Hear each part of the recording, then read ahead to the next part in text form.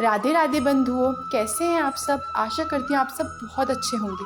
बंधुओं, जिस प्रकार पहले की वीडियोस में हमने कार्तिक माह के 18 अध्यायों का पूर्णतः श्रवण किया, तो चलिए आज हम करते हैं 19वें अध्याय का श्रवण। श्री विष्णु मम हृदय में प्रेरणा करने वाले नाथ, लिखो महात्म कार्तिक, राखो सर पर हाथ। राजा पृथु ने पूछा, हे देव ऋषि, अब आप यह कहिए कि भगवान विष्णु ने वहां जाकर क्या किया तथा जलंधर की स्त्री का पतिव्रत कैसे भ्रष्ट हुआ। श्री नारद जी ने कहा, जलंधर की नगर में जाकर भगवान विष्णु ने उसकी पतिव्रता स्त्री वृंदा का पतिव्रत भंग करने का विचार किया। वह उसके नगर में एक उद्यान में जाकर ठहर गए और रात में उसे स्वप्न दिया। वह उनकी माया और अद्भुत कार्य पद्धति थी और उनकी माया द्वारा जलंधर की स्त्री पतिव्रता वृंदा ने रात में स्वप्न देखा कि उसका पति नग्न होकर सिर पर तेल लगाए महिष पर चढ़ा है। वह काले रंग के फूलों की माला पहने हुए हैं तथा उसके चारों ओर हिंसक जीव हैं। वह सिर मुंडाए हुए अंधकार में दक्षिण दिशा की ओर जा रहा है। उसने अपने नगर को समुद्र में डूबते हुए देखा और इस प्रकार के बहुत से भयानक सपने देखे। फिर तुरंत ही वह जाग पड़ी और स्वप्न के संबंध में विचार करने लगी। इतने में उसने सूर्य को उदय होते हुए देखा तो सूर्य में उसे एक छिद्र दिखाई दिया तथा वह कांतिहीन था। इसे उसने अनिष्ट जाना और भयभीत होकर रोने लगी। वह छज्जे पर गई, अटारी पर चढ़ी, भूमि पर उतरी, मगर उसे कहीं पर भी शांति प्राप्त नहीं हुई। फिर वह अपनी 2 सखियों को साथ लेकर उपवन में गई, परंतु वहां भी उसे शांति नहीं हुई। फिर वह जंगल में निकल गई, पर वहां पर भी उसे चैन न आया। वन में उसने सिंह के समान 2 भयंकर राक्षसों को देखा, जिसमें वह अत्यंत भयभीत होकर वहां से भागने लगी। उसी समय वहां अपने शिष्यों सहित एक तपस्वी आ गया तो वृंदा उसके पैरों को हाथ लगाकर उससे अपनी रक्षा के लिए याचना करने लगी।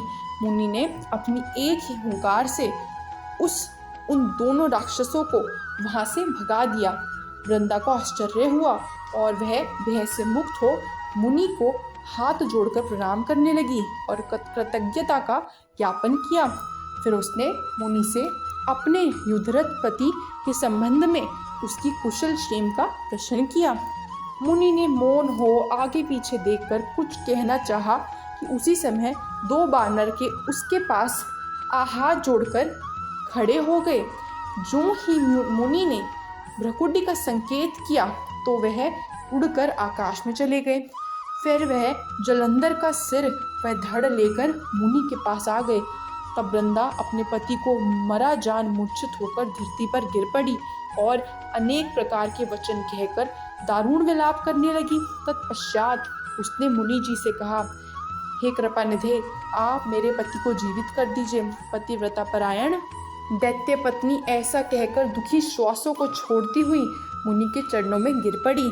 तब मुनीश्वर ने कहा, यह शिवजी द्वारा युद्ध में मारा गया है, अतः यह जीवित नहीं हो सकता, क्योंकि जिसे भगवान शंकर मार देते हैं वह कभी जीवित नहीं हो सकता, परंतु शरणागत की रक्षा सनातन धर्म है, अतः कृपा करके मैं इसे जला देता हूँ।